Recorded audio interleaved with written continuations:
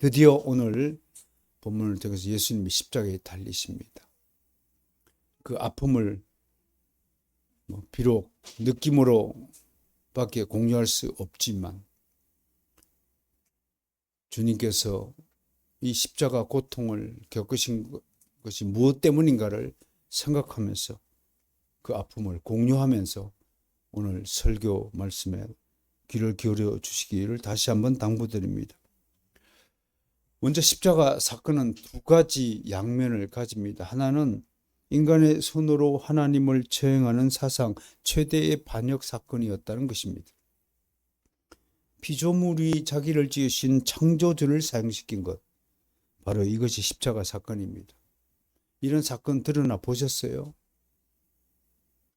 이런 사건은 성경 이외에는 다른 어떤 인간의 책에서는 발견될 수 없는 오직 하나님에 관한 사건입니다. 이보다 더한 반역이 어디 있습니까? 자식이 부모를 죽이는 것보다 더 악행이 어디 있습니까? 마찬가지로 인간이 자기를 지으신 창조주 하나님을 처형시킨 사건보다 더 극악한 행위가 어디 있겠습니까? 이것은 인류 역사상 가장 참혹한 장면입니다. 우리는 영원토록 이 끔찍한 사건을 우리 손으로 이걸 행했다는 것을 잊지 말아야 합니다. 특히 유대인들은 이 십자가 사건을 절대로 잊지 말아야 됩니다. 자자손손 대대로 천대에 이르기까지 회개하고 또 회개하고 하나님께 용서를 구해야 할 것입니다. 다른 하나는 십자가 사건이 끔찍한 사건에만 국한된다면 아무런 의미가 없을 것입니다. 이것은 예수님이 십자가를 지심으로 죽을 수밖에 없던 죄인들의 죄를 용서하시고 죄값을 치르시고 구속의 길을 열어주신 구원의 대사건입니다. 최대의 반역 사건인과 동시에 우리를 향해서는 구원의 대사건이었습니다. 이것이 십자가 사건입니다. 이것 때문에 오늘 저희가 이 자리에 모여서 하나님께 예배하고 있는 것입니다. 이것 때문에 우리가 그리스도인으로 불려지며 세상과 구별된 삶을 살고 있다는 것을 항상 언제나 잊지 말아야 될 것입니다. 다시 한번 말씀을 드리지만 무엇보다도 십자가 사건은 타락한 인간의 극악행위가 집결된 것입니다. 타락한 인간은 충분히 이런 일을 하고도 남을 존재입니다. 참으로 인간의 사악함은 무한하다 하겠습니다. 그래서 성경 및 칼빈을 비롯한 우리 개혁파 선조들은 인간은 전적으로 타락한 존재라고 정의했습니다. 이 말은 인간은 자력으로 자신의 구원을 위해 아무것도 할 수 없다는 것을 말합니다. 인간의 타락한 본성으로는 완전한 선에 이를 수 없다는 것을 말합니다. 칼빈은 기독교 강요에서 이 이야기를 합니다. 전적으로 타락한 가운데도 우리가 보기에는 착한 일을 하고 선행을 하는 사람을 보는데 그런 사람들은 어떻게 생각이 됩니까? 그것은 하나님이 그 사람에게 죄를 억제시켜서 죄 가운데에서도 선한 일을 도목해 하시려는 하나님의 은혜 때문이다 라고 해석을 하고 있습니다. 그럼에도 본래적으로 인간은 아무리 도덕적 의지를 가지고 선행을 한다 해도 그것은 선이 아니라 악에 이르는 길이라고 말합니다. 하나님의 입장에서 보는 하나님의 영광을 위한 일이 아닌 모든 것은 악에 이르는 일이다라고 말씀을 하십니다. 아무리 인간이 자신을 비우고 욕심을 버리고 자신의 유익을 구하지 않겠다고 큰소리치며 착한 일을 한다고 해도 주님의 도움 없이는 착한 일을 하기는 불가능하다는 것입니다. 지가 생각하기에는 착한 일이죠. 근데 그거 아세요? 나는 열심히 그 사람을 도왔는데 알고 봤더니 그 사람이 더 악해지도록 도움을 주고 있다는 결과로 나타나는 일이 비일비재하다는 것입니다. 그래서 하나님의 허락 없이 하나님께 양해를 구하지 않고 하나님께 보고하지 않고 내 마음대로 한 모든 행동은 결과적으로 다 악한 것이라는 사실을 믿으시길 바랍니다. 이것을 깨닫지 못하면 늘 그는 하나님의 뜻과 관계없는 일에 앞장서게 될 것입니다. 그는 믿음이 없는 사람입니다. 만약 여러분들이 진실로 참된 믿음을 가지셨다면 하나님의 뜻을 먼저 구하는 사람이 되어야 할 것입니다. 제 오랜 기간 목회의 경험을 통해서라도 얼마든지 이 사실을 입증할 수 있습니다. 하나님께 기도함이 없이 충분히 하나님의 뜻과 계획을 신학적으로 점검하고 분석하고 성찰함 없이 마음대로 결정하고 결행하는 일들이 얼마나 큰 실패를 낳는지 우리는 충분히 알고 있어야 할 것입니다. 오직 하나님이 타락한 인간에게 오셔서 죄의 문제를 먼저 해결하지 않는 한 인간은 모두 멸망한다고 성경은 증거하고 있습니다. 어떻든 재판이 끝나자 오늘 예수님은 17절 보세요. 십자가를 지고 해골이라는 뜻의 골고다 언덕길을 오릅니다. 역사가들은 해골의 뜻이 다른 데 있지 않고 골짜기 모양이 해골의 모양과 닮았다고 해서 붙여진 이름이라고 합니다. 그러나 언어학자들은 골고다는 원래 아람어로 굴골타이고 히브리어로는 굴골레트라고 합니다. 이것을 라틴어로 옮겼더니 칼바리아가 되고 이 라틴어를 영어로 또 옮겼더니 뭐라고 된다고요? 캘버리가 되고 이 캘버리가 우리말로 번역할 때 갈보리 언덕이 되고 그래서 찬송가 150장에 어떻게 불러요?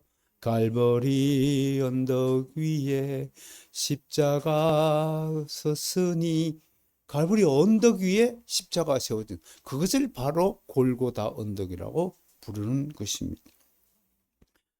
오늘 17절에서 사도 요한은 예수님이 자기 형태인 십자가의 가름을 직접 쥐고 해골이라는 곳으로 갔다고 기록하고 있습니다. 네. 다른 또 성경은 십자가 전부를 지고 갔다고 되어 있습니다. 어떻든요? 여기서 요한이 강조하는 것은 십자가를 졌다는 것이 아니라 십자가를 스스로 지셨다라는 것을 문법적으로 표현하고 있다는 것이 굉장히 특이합니다. 사도 요한은 앞서서 기록한 공간복음의 기록들을 다 생각하면서 공간복음이 놓치고 있는 부분을 골라서 추가로 기록하고 있다는 것을 기억해야 됩니다. 여러분, 우리가 지금 이 교회에서 요한복음 강해를 듣는 것은 이미 공간복음에 대한 강해를 마쳤기 때문에 여러분에게 요한복음을 강해한다는 사실을 이해하고 들으셔야 됩니다. 그래서 제가 요한복음의 신학적 의미를 풀이할 때는 항상 마태, 마가, 누가복음의 기록을 여러분에게 함께 소개하면서 이것을 들려주고 있다는 것을 유념하시길 바랍니다. 그래야 이해가 될 것이라고 사료됩니다. 어떻든 십자가를 졌다, 지고 가셨다라는 공간복음의 기록과는 달리 사도 요한은 여기에 신학적 의미를 우리에게 추가하고 있습니다.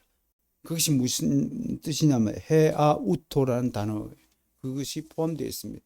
이것은 영어로 하면 by himself 혼자 힘으로 지고 갔다라고 기록하고 있습니다. 이 헤아우토라는 단어를 통해서 사도 요한이 우리에게 들려주고자 하는 의미가 무엇이겠습니까? 즉 예수님이 세상 죄를 지고 가는 하나님 어린 양이다. 십자가를 직접 지고 가심으로써 우리의 죄를 몸소 담당하셨다. 자기 사역을 다 홀로 감당하셨다라는 것을 우리에게 말하고 싶어서 헤아우토라는 단어를 사용했다고 하는 것입니다. 듣기에 좀 어렵습니까?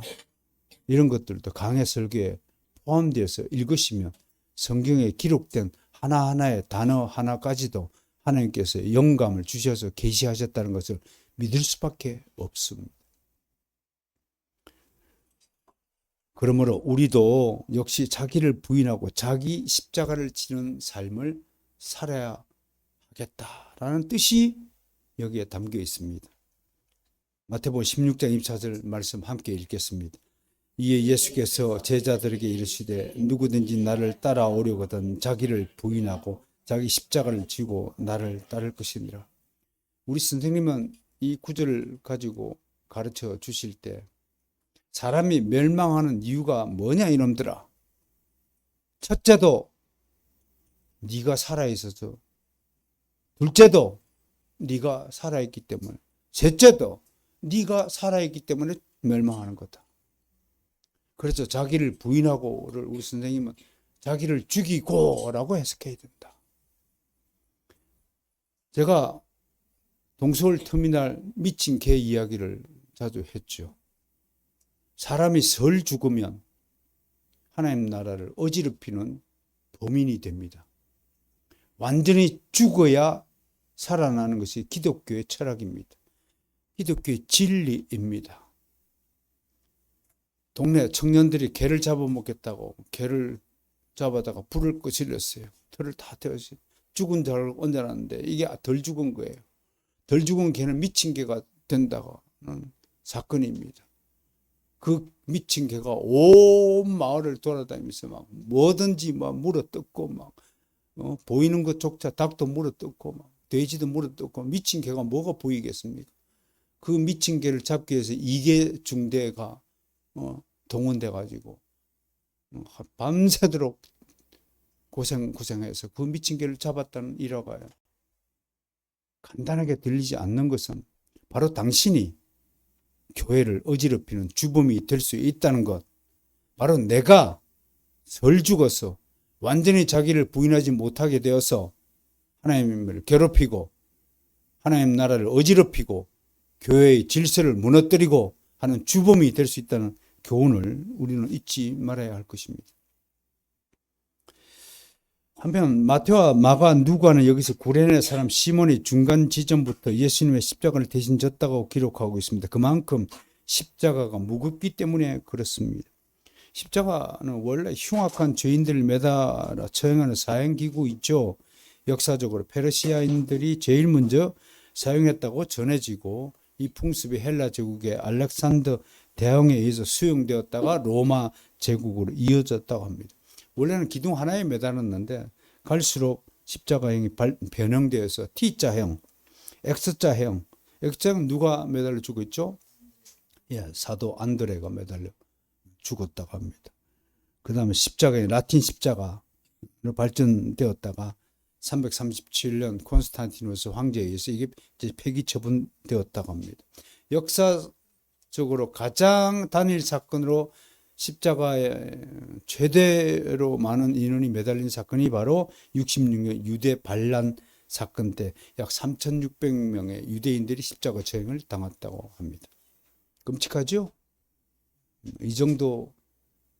여러분, 인간이 얼마나 극악한 존재인가, 사악한 존재인가, 인간이 얼마나 자기 뜻을 굽히지 않고 고집을 피우는 존재인가, 인간이 얼마나 자기 기분대로 하고자 하는 존재인가를 아셔야 됩니다. 여러분, 그래서 어떤 사람들은 호불호가 아주 극명하게 갈리는 사람들 많이 보게 되죠. 나는 이거 좋아, 나는 이거 싫어, 나는 목을 걸어도 난 싫다면 싫은 거야 하고 고집을 피우는 인간들이 간혹 우리 주변에 있습니다. 그런 분들에게 경고합니다. 바로 그 고집이, 그 호불호가, 분명한 갈리는 그 호불호가 하나님 나라를 훼손하는 방해꾼이 된다는 사실을 꼭 기억하셔야 됩니다. 아무리 싫더라도 때에 따라서 더 큰 공적 이익을 위해서 자기 실험을 포기할 수 있는 사람이 자기를 부인했다고 할 것입니다.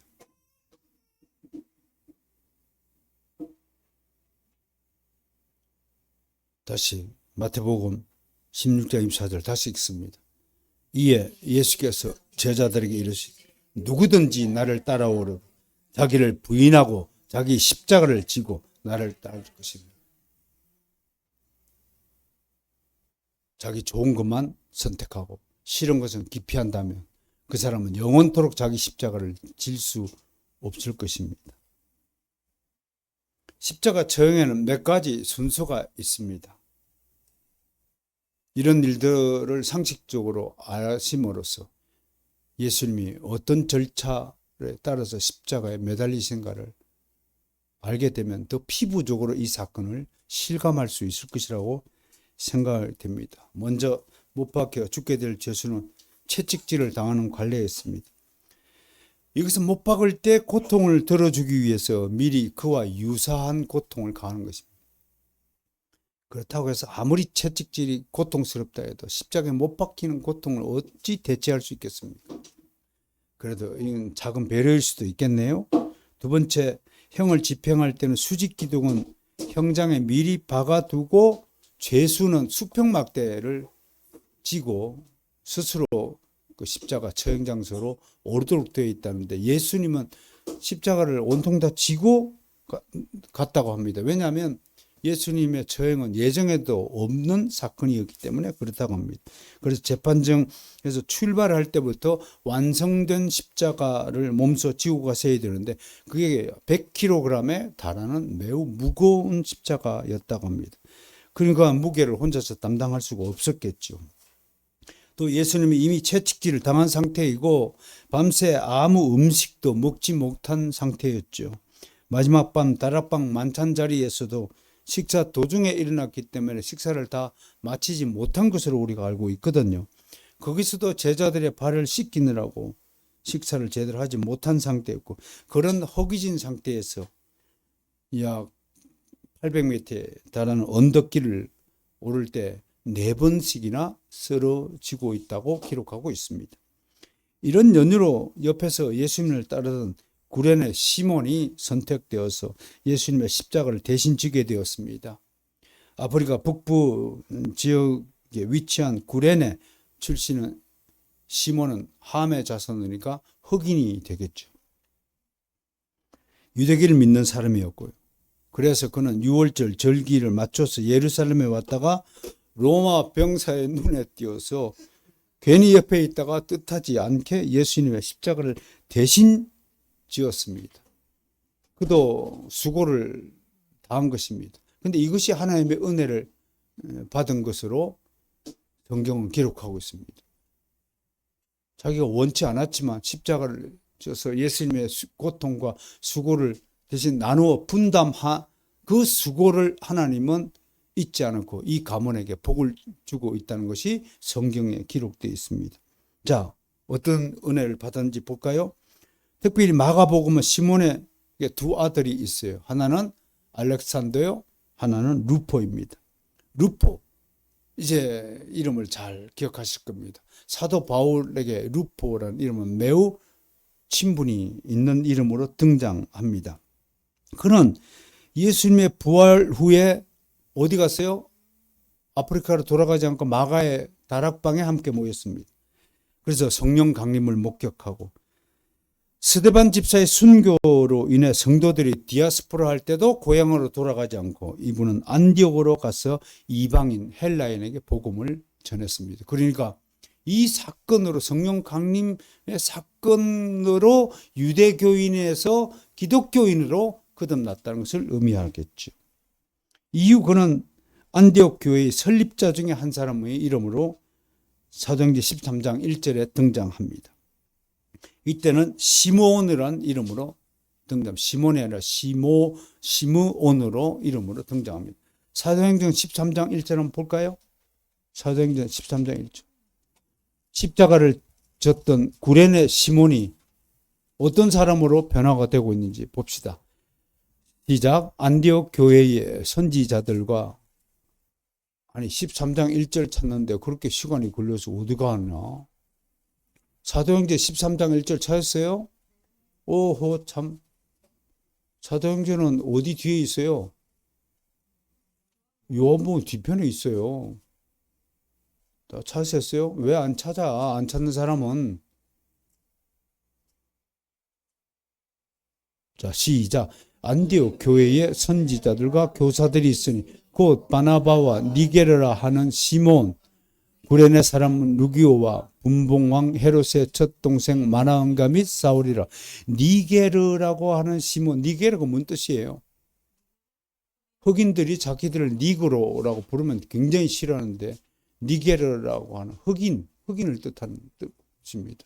여기 이제 기록이 되어 있죠, 그죠? 여기서 니게르라는 시몬이 바로 구레네 사람 시몬과 같은 사람이라는 것입니다. 자,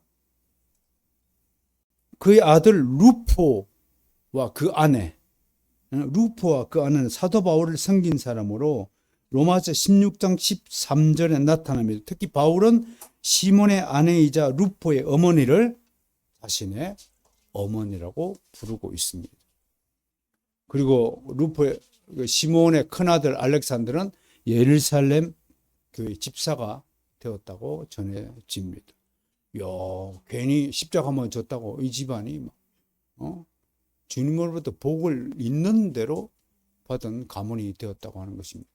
사도 바울이 루포의 아내, 시몬의 아내를, 루포의 어머니를 자신의 어머니와 부르면서, 그 어머니 얼마나 복 받았어요. 사도의 어머니라고 불려지는 복을 받았으면 이보다 더 큰 영광이 없겠죠. 사실은 어떤 집안, 어떤 가문이 가장 하나님으로부터 복을 받은 영예로운 집안일까요? 법관이 태어나면 그럴까요? 이근희 씨 같은 재벌이 태어나면 가장 영예로울까요? 돌아가신 우리 어머님은 그렇게 생각했습니다. 큰형님하고 저하고 비유하면서 오직 우리 어머님이 살아계실 때 삼성 대표이사 큰형님을 자랑했습니다. 물론 대단한 업적이죠. 한 사람의 회사원이 한 기업의 대표이사가 되는 것은 드문 일은 아니죠. 아주 드문 일이죠. 그죠? 보통 일은 아니죠. 그래서 자랑할 만하죠. 그런데 그 시골 어머니들을 이제 큰형님이 모신다고 관광버스를 하나 대절해가지고 모시니까 막 우리 형님이 우리 고향 사람들로부터 인기 짱이 된 거예요. 또 인근에 뭐 항공회사가 들어섰는데 거기 식당부터 청소부, 관리, 경비지까지 다 우리 마을 사람들이다. 자제할 정도로. 그러니까 집안에 한 사람이 성공하면 다 먹고 사는 거예요. 그게 이제 우리나라 구조인데 어느 날 거기에 서울에서 내려온 권사님 한 분이 탔어요. 버스에 탄다. 아니라 다를까 우리 어머님이 형님 자랑을 하고 있으니까 권사님이 그럼 막내는 뭐 해요? 막내는 몰라 뭐 쪼개란 교회 뭐 목사 한다고 그렇게 있다고 했더니 권사님이 깜짝 놀래가지고 세상에 우리 마을에서 목사님이 탄생했어요. 그때 엄마가 되게 놀래가지고 목사가 사장보다 더 높나 이렇게 물었다고 하는 일화가 있습니다. 세상 사람들은 목회자를 탄생시킨 집안이 가장 하나님 앞에 영예로운 집안임을 모릅니다. 그러니까 여러분들도 자녀를 낳거든 되도록이면 신학교를 보내서 하나님의 주의 종을 만드는 것을 제1의 사명으로 여기시면 좋겠습니다. 어떻든 알렉산더와 루포까지 소개했습니다. 세 번째 십자가 처형 사건 순서로는 사형수가 현장에 도착하면 뭘 벗겨요? 옷을 벗겨요. 두 가지 설이 있어. 옷을 다 벗겼을까? 아니면 팬티를 입기 위해서 벗겼을까? 그런데 이제 예수님은 통으로 짠 옷을 입힌 채 십자가에 매달았다라는 건 정설입니다. 왜? 나중에 옷을 제비 뽑아 나누어 갔잖아요. 수평대에 몸을 고직시고 끈으로 묶은 다음에 손목에 못을 박습니다. 그림에 이 손바닥에다가 못을 박는 것은 이게 이제 역사적 고증이 잘못된 겁니다. 그래서 이게 손목에다 여기다가 이제 못을 박는 것이 정설이라는 것. 우리가 잘못 알고 있는 상식이 참 많죠, 그죠? 이렇게 해서 이런 시간을 통해서 교정 받으시기를 바랍니다. 못을 받고 나면 이때 너무 고통스러운 나머지 거의 대부분의 죄수가 의식을 잃는다고 합니다. 보통 죄수는 3일이면 또 숨을 거두는데 어떤 죄수는 독한 녀석은 일주일 이상 안 죽는다고 합니다. 그래서 빨리 죽게 하기 위해서 일부러 다리뼈를 끊는다고 합니다. 그러나 예수님은 성경이 예고한 대로 뼈가 상하지 않아야 했기 때문에 다리가 꺾이기 전에 숨을 거두신 겁니다. 3시간 만에 숨을 탁 거둔 것은 기적이라고 합니다. 이것도 기적입니다. 3시간 안에 죽는 죄수가 한 사람도 없었다는 겁니다. 뭐 십자가 기적이 참 많이 있죠. 이런 것들을 좀 기억하시고 불신자들에게 십자가 사건을 설명할 때 좀 써먹기를 바랍니다. 그리고 로마인들은 죽은 사람을 날 짐승의 먹잇감이 되도록 십자가에 그대로 방치했다고 합니다. 와서 이제 독수리 같은 경우는 이제 눈알을 쪼아 먹는다고 합니다. 대부분 십자가형 죄수들은 눈알이 없다고 합니다. 다 쪼아 먹기 때문에. 참 극악한 형벌이죠. 그죠? 그래서 하나님은 예수님의 신체를 상치 않기 위해서 준비한 두 사람이 있죠. 그 두 사람 이름이 아리마대 요셉과 니고데모. 니고데모는 요한복음 3장에서 밤중에 몰래 찾아온 사람으로 미리 소개된 바가 있습니다. 이 두 사람으로 하여 은혜를 주어서 장례식을 준비하도록. 그래서 아리마대 요셉은 빌라도 총독에게 사전에 안면이 있으므로 가서 개인적으로 부탁을 하죠. 시체를 달라. 그래서 아리마대 요셉은 당시에 부자들은 자기 돌무덤을 가지고 있었어요. 가난한 사람들은 그 돌무덤을 가지 못해서 아무데나 강가에 버리기도 했지만 부자들은 돌무덤 안에다가 시신을 보관하였습니다. 그리고 니고데모는 뭘 준비했나요? 시체가 썩지 않기 위해서 향료를 준비하였습니다. 그 향료가 굉장히 비싼 값을 치루었다고 전해지고 있죠. 어쨌든 십자가형은 당시 사람들에게 매우 잔인한 형벌로 인식되었다고 합니다. 예수님의 생애의 저자의 윌리엄 바클레이, 저도 가끔씩 제 책장에 꽂아놓고 자주 쳐다보는 책입니다. 로마인들마저 십자가형을 가공할 전율로 생각했다고 했습니다. 실제로 로마의 정치가였던 키케르는 그것이야말로 가장 잔인하고 공포스러운 죽음이라고 했으며 로마 역사가인 타키투스는 야비한 죽음이라고 정의했습니다. 아무튼 주님은 주후 30년 4월 5일 밤늦게 체포되어서 목요일 저녁에 어디서 체포됐어요? 겟세마네 동산에서 체포되어서 다음날 4월 6일 골고다에서 십자가에 12시경에 못 박혀서 오후 3시경에 돌아가신 것으로 그렇게 정리하면 되겠습니다. 여기서 우리는 사도 요한이 그리스도께서 십자가에 못 박히시는 이야기를 말하면서 대단한 절제를 하고 있다는 것을 알게 됩니다.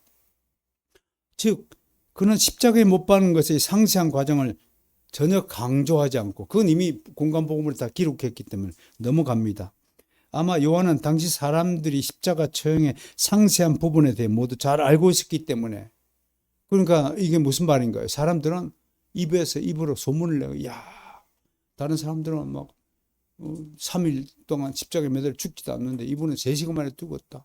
이분은 뼈 하나 상하지 않았다.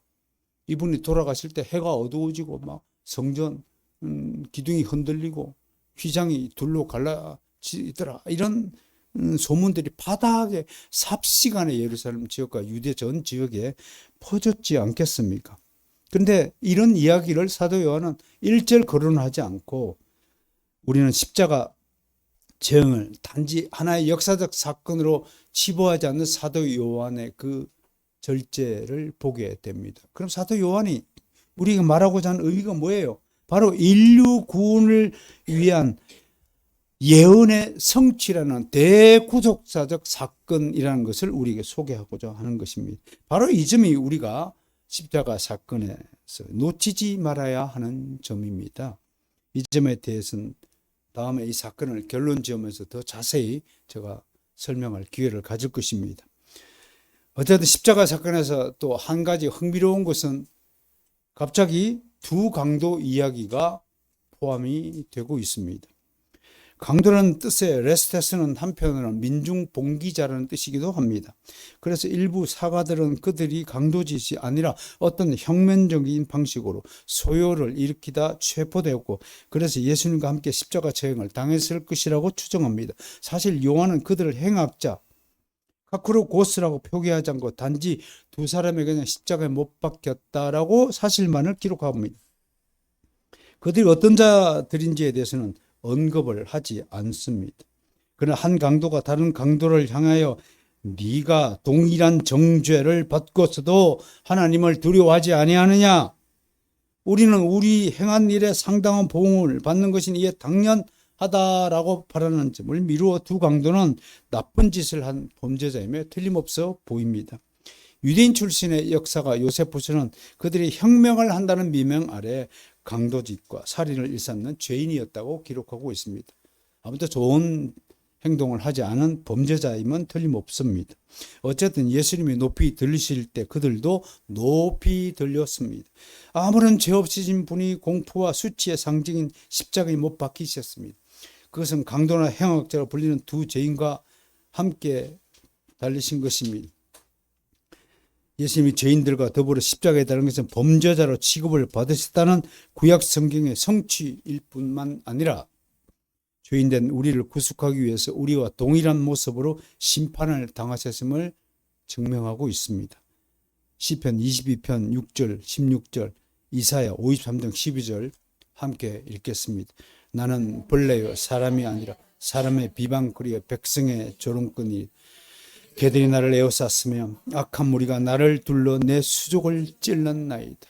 이런 시편은 다윗 시대 때이므로 주님이 십자가 달리기 전에 1000년 전에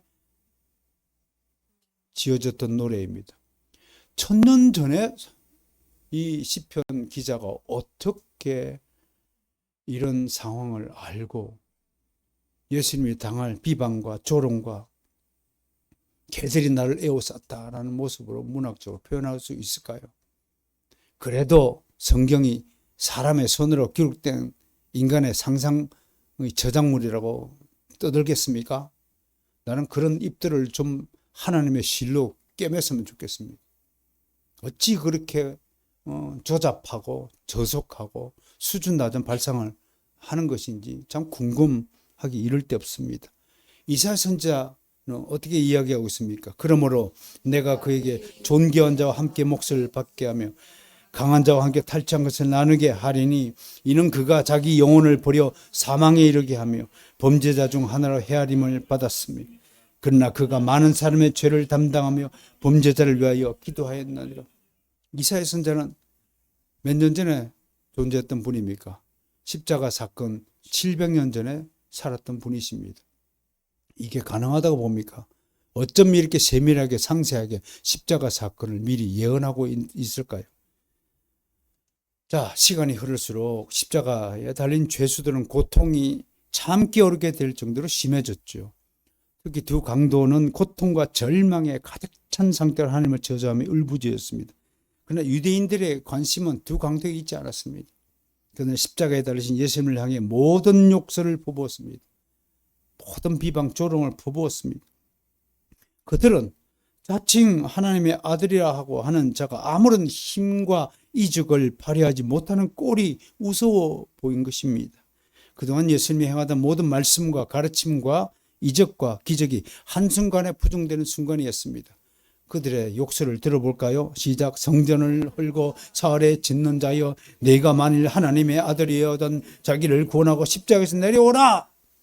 저가 남은 구원하였으되 자기는 구원할 수 없도다. 저가 이스라엘의 왕이로다. 지금 십자가에서 내려올지어다. 그러면 우리가 믿겠노라. 이스라엘 왕 그리스도가 지금 십자가에서 내려와 우리를 보고 믿게 할지어다. 미국에 갔다가 돌아오는 비행기에서 한 청년이 하나님을 보여주시면 믿겠다고 비웃듯이 하나님이 어디 계시냐, 그런 것이 어디 있냐고 조롱하였습니다. 저는 그에게 이렇게 물었습니다. Do you love your mommy? 넌 네 엄마를 사랑하니? 그럼요, 어머니 사랑하죠. 그 사랑을 내 손에 집어주면 네 말을 믿겠다고. 하나님이 어디 계십니까? 믿는 자 안에 함께 그하고 계심을 믿으시길 바랍니다. 여러분 안에 어디 있습니까? 심장 안에? 썰기 안에? 창자 안에? 어디에? 췌장 안에 있습니까? 하나님이? 여러분 어디 안에 있습니까? 여러분 믿음 안에 있습니다. 여러분의 믿음 안에 있다는 것을 믿으시길 바랍니다. 이것이 고마워야 할 일이죠. 하나님이 자신이 직접 내 안에 오시지 않고 다른 무슨 특별한 묘약을 주셔가지고 그걸 먹으면 믿어지게 만들 수도 있습니다. 근데 그 약효는 오래가지 못할 것입니다. 그래서 하나님은 영원토록 우리의 믿음을 지키기 위해서, 우리를 끝까지 천국형으로 데려가기 위해서 직접 우리 안에 오셨다는 것, 이보다 더 큰 기쁨, 이보다 더 큰 감사가 없는 줄로 믿어야 될 것입니다. 사람들이 막 예수님이 욕을 하자. 아이고 참 잘났다 잘났어. 그렇게 지가 하나님 아들이라고 뭐 어쩌고 떠들거더니 지 한 번 구원도 못하는 놈이 무슨 인류를 구원하겠다고 저럴까? 이런 비방 소리가 그 골고다 언덕에 자글자글 시끄러워질 겁니다. 그래서 두 강도들이 가담했습니다. 마태는 정언하기를 함께 십자가에 못 박힌 강도들도 이와 같이 욕하더라. 마가도 함께 십자가에 못 박힌 자들 예수를 욕하더라 라고 말했습니다. 그러나 누가는 좀 달리 정언합니다. 달린 행악자 중 하나는 비방하여 가로되 네가 그리스도가 아니냐, 너와 우리를 구원하라 하되, 다른 한 강도는 그 예수를 비방하는 강도를 오히려 비판하는 기사를 싣고 있습니다. 비판가들은 이런 부분에 대해서 비판의 칼을 거두지 않습니다. 서로 기록이 틀림으로 두 강도의 이야기는 각색되었다고 말합니다. 그러나 그들은 언제나 하나는 알지만 둘은 모르는 어리석은 자들입니다. 그들은 하나님의 초자연적인 역사에 대해서 무지합니다. 그런 일은 자연계에서 불가능하다고 생각합니다. 성경은 두 강도가 동시에 예수를 욕했다고 말합니다. 그런데 누가의 기록에서는 갑자기 한 강도가 다른 입장을 취하는 것으로 나타납니다. 왜 이런 상이한 기록을 성경은 기록하고 있을까요? 만약 당신이 성령의 사람이라면 적극적으로 두 강도 중 한 사람에게 하나님에 의한 신비한 일이 갑자기 일어났음을 직감해야 할 것입니다. 그래서 하나의 이적입니다.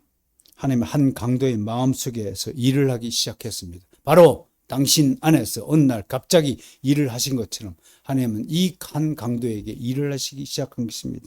그 저주의 입술을 멈추게 하시고 진실을 바라볼 수 있도록 이끌어 주셨습니다. 그리고 진실로 자기가 얼마나 추악한 죄인인가를 알게 하셨습니다. 조금 전까지도 그는 예수를 욕했습니다. 그는 자신의 죄보다도 자신의 처지를 한탄하고 원망하며 사람을 구원한다는 예수가 조금도 힘을 쓰지 못하며 오히려 분노하며 그를 저주했던 사람입니다. 근데 누가는 그 저주의 순간보다도 그가 갑자기 회심한 이후에 달라진 모습에 초점을 맞추고 그 회심한 이야기를 지금 우리에게 전해주고 있는 것입니다. 이렇게 성경의 기자는 하나님에 의해서 각자 맡은 역할, 임무를 다 성실히 수행하고 있는 것입니다. 마태와 마가는 비방하던 두 강도를 우리에게 전한다면 누가는 그중 한 사람, 회심한 한 사람의 이야기를 우리에게 전해주고 있습니다. 한 강도입니다. 보통 여기에도 곡해도 있죠. 맨날 오른쪽 강도는 구원을 받고 왼쪽 강도는 저주를 받는데 전혀 그런 이야기는 성경에 근거가 없는 것입니다. 성경은 오른쪽 왼쪽을 구분하지 않고 한 강도라고 표현하고 있습니다. 어쨌든 한 강도의 마음에 회심의 바람이 불었습니다. 그의 눈에 거룩한 예수님이 보이기 시작한 것입니다. 여러분, 사랑하는 성도 여러분, 오늘 이 설교를 들으시면서 여러분이 만약 회심한 사람이라면 여러분 머릿속에, 여러분이 상상했을 때 예수님의 십자가에 못 박힌 예수님이 보이셔야 정상일 것입니다. 그것이 믿음의 순간이 될 것입니다. 아무런 죄 없이 십자가에 달리신 예수님의 진짜 모습이 보였습니다. 물론 그 순간에도 그의 동료는 계속해서 예수를 저주하고 있었습니다. 그것이 너무 안타깝게 보였습니다. 그럼 예수님 옆에 매달린 다른 강도를 향해 꾸짖으며 우리는 벌을 받는 것이 당연하지만 저분이 행한 것은 옳지 않은 것이 없다라고 말했습니다.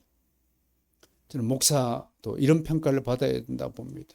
세상 사람들은 뭐 조롱하고 비방하고 아유 뭐 최단 목사인데 무슨 능력이 있어 우리는 똑같이 생겼네 지도 뭐 하루에 3끼 밥 먹고 오줌 싸고 똥 누고 우리는 똑같은 사람인데 뭐 목사라고 달라 라고 생각을 하지만 믿는 사람의 눈에는 목사가 달리 보이고 목사가 그냥 보통 사람이 아니라 하나님이 직접 기름 부어주은 주의 종이라는 사실을 믿음의 눈에 보여야 정상인 것입니다.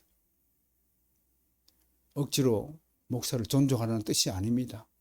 하나님께서 행하신 일에 대해서 믿음으로 수용하라는 말씀을 드리는 것입니다. 그리고 예수님을 바라보습니다. 조금 전만 하더라도 별 볼일 없어 보이는 그분이 그 고통의 순간에도 조금도 자세를 흐트리지 않고 다른 사람들은 아프다고 고함을 지를 때도 절대로 아프다고 고함 지르지 않고 의연한 자세를 가지시고 할 일을 끝까지 다 하시는 예수님의 이 자세를 보고 그 강도는 예수님의 영광의 광채를 분명히 목격했을 것이라고 저는 생각을 합니다. 죽을 때 죽더라도 아무리 고통 가운데 죽으라도 잘 죽어야 됩니다. 그에게는 의연하게 죽어야 됩니다. 죽음을 기쁨으로 맞이할 수 있는 믿음의 사람이 되어야 됩니다. 혹시 제가 죽기 전에 죽기 싫다라고 얘기하면 저를 버려버리세요. 제 말을 뒤집는 것이기 때문에 여러분 나를 버려도 무방할 것입니다. 한 강도는 그런 예수님을 목격한 뒤에 이렇게 소리칩니다. 예수여, 당신의 나라에 임하실 때 저를 기억하여 주옵소서. 따라서 합시다. 예수님, 당신의 나라에 임하실 때 저를 기억하여 주소서. 그 저가 어떤 저입니까? 회심한 저가 되어야 될 줄로 믿습니다. 그래서 예수님이 즉각 응답하십니다. 진실로 진실로 너에게 이르노니 오늘 네가 나와 함께 어디에 있으리라? 낙원에 있으리라. 이보다 더 큰 은혜가 어디 있습니까? 예수님 보세요. 말씀 보세요. 자세히 보세요. 회심한 강도를 향해서 이제 때가 너무 늦었어. 십자가에 달리기 전에 네가 회개해야지. 그렇게 말씀했어요? 안 해요. 그랬다면 내가 너를 도와줬을 텐데 나도 지금 너랑 같은 처지인데 내가 어떻게 너를 도와주냐? 그렇게 말씀하지 않고 오늘 내가 나와 함께 낙원에 있으리라. 왜? 이분이 바로 십자가에 달리신 우리 하나님이시기 때문에 가능한 것입니다. 마지막 순간에도 택한 백성의 구원과 영생 복락을 위해 일하시는 주님의 저 가련한 모습 안에서 우리가 얼마나 자기 자신의 탐욕을 저버리고 예수님의 길을 따라야 하는 것인가를 생각하고 살아야 할 것입니다. 오늘 교훈이 있습니다. 두 가지만 정리하겠습니다. 만약 당신이 오늘 십자가에 달리신 채로 한 강도에게 말씀하신 예수님의 말씀을 오직 강도에게만 했다고 여기신다면 당신은 오늘 말씀에 실패한 사람입니다. 예수님은 그 강도에게 말씀하시면서 사실 우리에게 하신 말씀입니다. 왜냐하면 예수님은 이 간단한 말씀을 통해서 구원받을 유일한 길을 우리에게 보여주실 뿐 아니라 구원의 확신을 동시에 주고 계시기 때문입니다. 죽으시는 순간에도 우리 주님은 구원을 위해 일하시고 계셨습니다. 내일 지구가 멸망한다 해도 오늘 나는 사과 한 그루를 심겠다라고 말한 스피노자가 기억이 떠오릅니다. 물론 그는 무신론자로서 유대교에서 축출되어서 렌저를 깎는 생계에 평생 종사하는 불행한 삶을 산 철학가로 유명합니다. 그러나 그의 불굴의 의지는 한번 되새겨 볼 대목이라고 저는 생각합니다. 죽는 그 순간까지 무엇을 위해 살아야 됩니까? 육신의 삶을 추구하는 사람은 죽기 싫어하고 발부동할 것입니다. 대개 믿는 자와 믿지 않는 자의 죽음은 극명하게 갈리는 경우가 많습니다. 믿는 자는 행복한 모습을 합니다.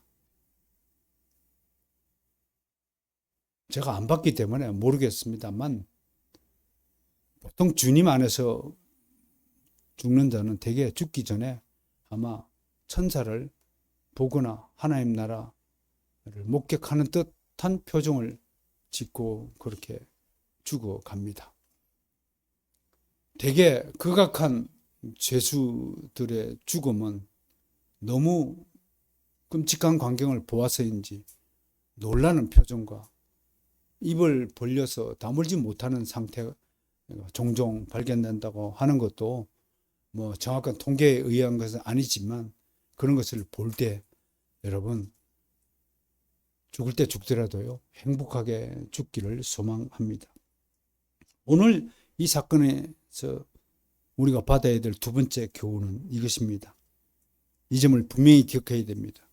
기독교 신앙에 있어서 최대의 잘못된 일은 게으른 자의 신앙입니다.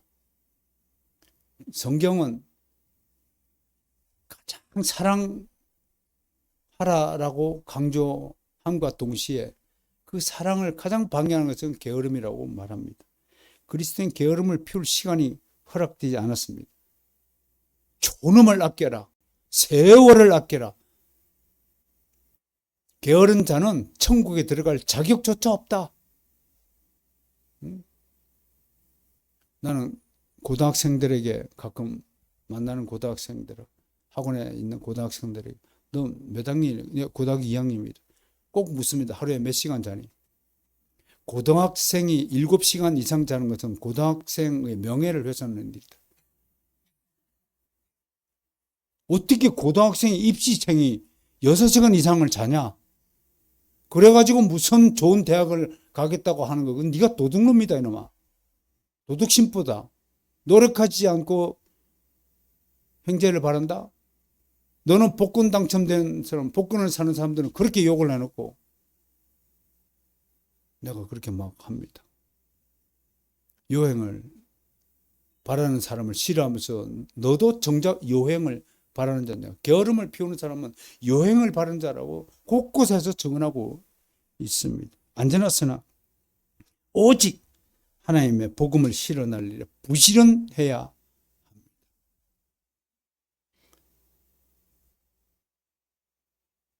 우리 교회에 속했다면 하나님이 저에게 주신 이 부지런한 인자 DNA를 여러분에게 하나씩 다 이렇게 나누어 주고 싶습니다. 그래서 부지런해지면 항상 머리가 막습니다. 항상 생각이 깊어집니다. 항상 볼 게 많아집니다. 항상 해야 될 일 많고 섬겨야 될 일이 많습니다. 그리고 부지런한 사람에게는 항상 하나님의 약속된 축복이 있습니다. 당신이 행하는 대로 축복을 쏟아 주십니다. 한번 그렇게 살아가고 있는 줄로 제가 믿고 있고요. 또 앞으로도 게으름을 떨쳐버리고 부지런한 인생을 살아서 하나님의 축복을 원없이 받아 누리는 여러분이 되시기를 주님의 이름으로 축복합니다. 하나님